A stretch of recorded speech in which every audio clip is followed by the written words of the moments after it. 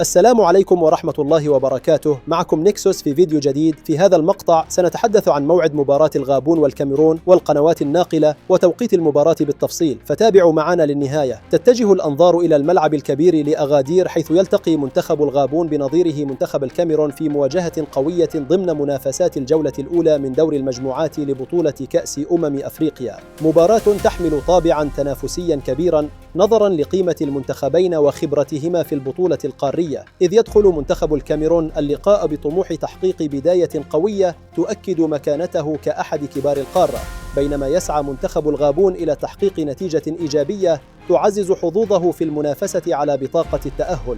وتقام المباراة يوم الأربعاء 24 من ديسمبر عام 2025، وتنطلق صافرة البداية في تمام الساعة 9 مساء بتوقيت المغرب. أما بخصوص القنوات الناقلة فستنقل المباراة حصرياً عبر قناة BeIN Sports Max 1 بجودة عالية. مواجهة منتظرة تجمع بين القوة البدنية والخبرة لدى منتخب الكاميرون والطموح والسرعة لدى منتخب الغابون، في أجواء جماهيرية حماسية قد يكون لها تأثير كبير على مجريات اللقاء. فلا تفوتوا متابعة هذه القمة الأفريقية.